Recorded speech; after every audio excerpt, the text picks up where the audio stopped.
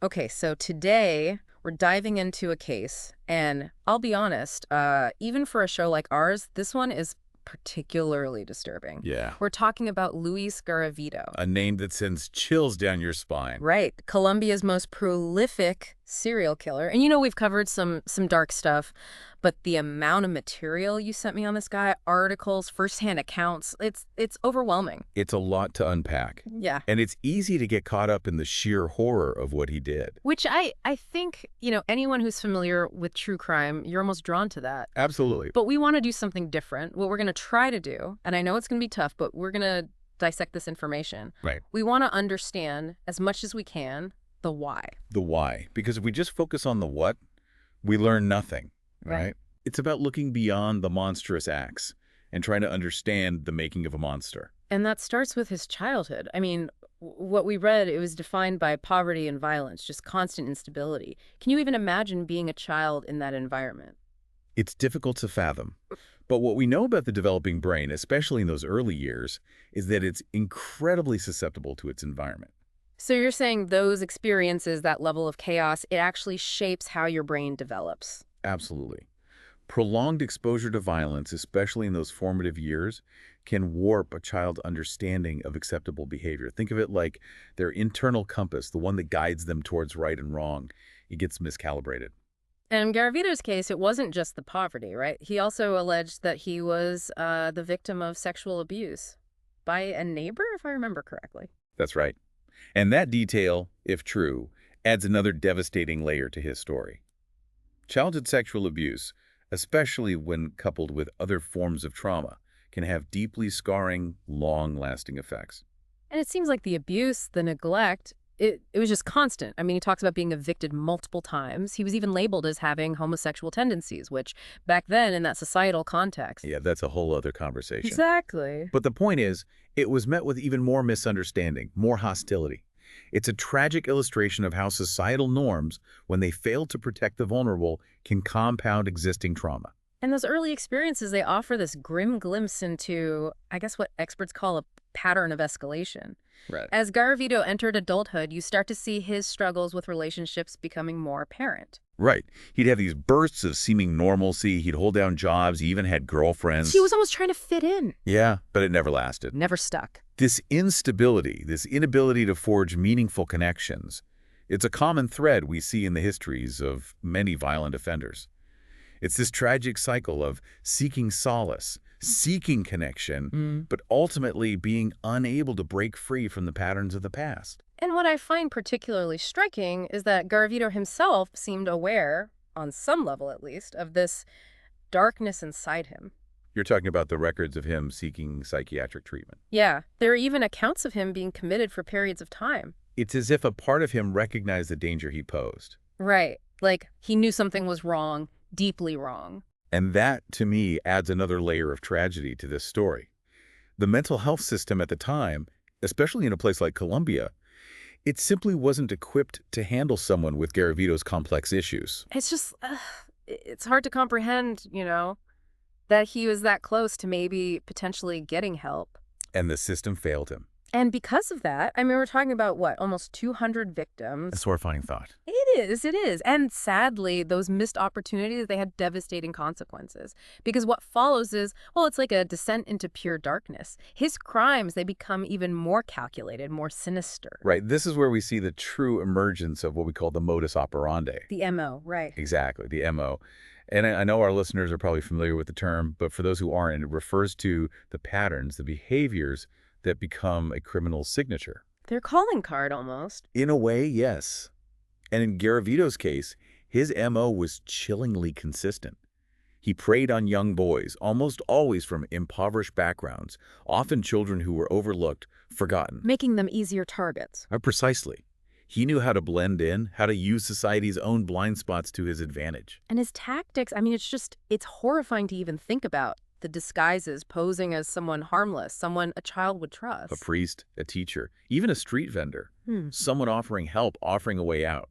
It's like he was exploiting those very institutions, those figures that should represent safety, and turning them into weapons, the ultimate betrayal. You're right to point that out. It wasn't just about opportunity for Garavito, it was about power. the power to manipulate, to control, to instill fear.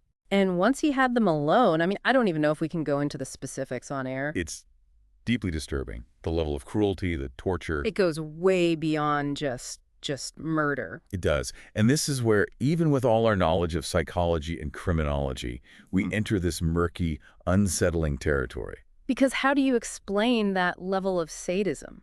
There's a theory, and it's a difficult one to grapple with, but it suggests that there were certain individuals who derive pleasure, a sense of satisfaction, from the suffering of others. So you're saying for them, it's not just about the act of killing, it's about inflicting pain. In a way, yes. It's about exerting their will, their dominance, over another human being in the most absolute way possible. And do you think that applies to Garavito? I mean, is that what we're seeing here? It's impossible to say for certain, but the evidence, particularly his meticulous record-keeping, suggests a deeply disturbed psyche. You're talking about the journals, the photographs. Why would someone document their crimes in such detail? That's the question that haunts this entire case. You see, for most of us, the very thought of such acts is abhorrent, repulsive. But for someone like Garavito, these records, they might have served as trophies.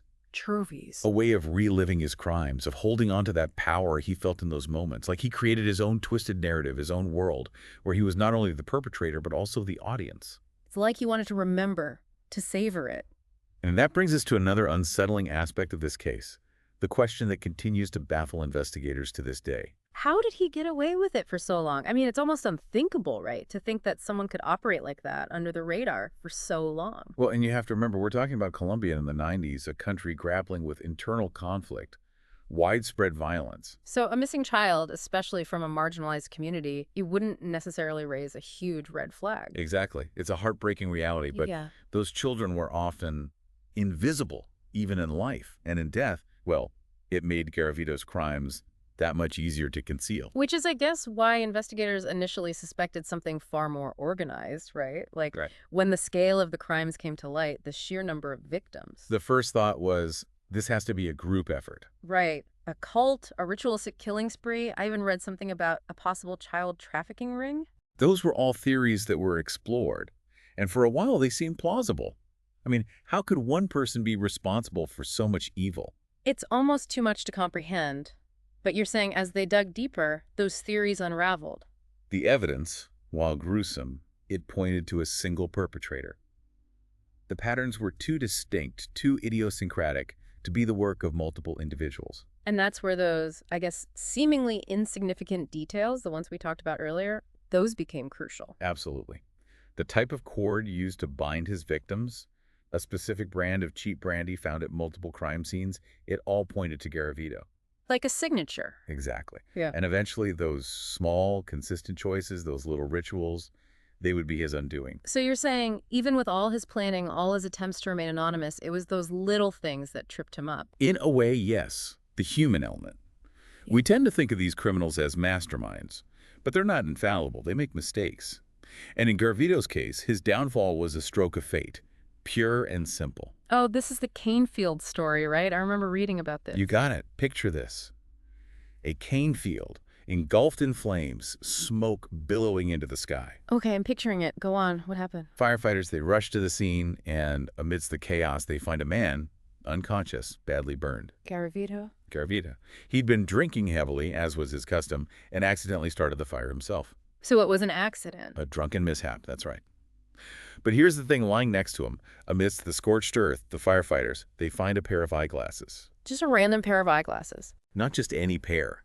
These were unique, custom-made. You see, Garavito had a very particular eye condition that required special lenses. Okay, so a weird coincidence, but how did they connect those glasses back to him? I mean, he could have just said he found them, right? He tried, gave the police a fake name, played the role of a hapless bystander. But the investigators, they were already suspicious. Something about those glasses, the way they seemed so out of place, it nagged at them. So what did they do? They got creative, orchestrated a mass eye exam at the jail where Garavito was being held. Every inmate, no exceptions, had their vision tested. Clever. Didn't tip him off that they were onto him. Exactly. And of course, the results were undeniable. Garavito's eye condition, it matched the prescription of those glasses perfectly. The glasses found at the fire, and more importantly, the glasses that had been recovered from several of the murder scenes. Wow.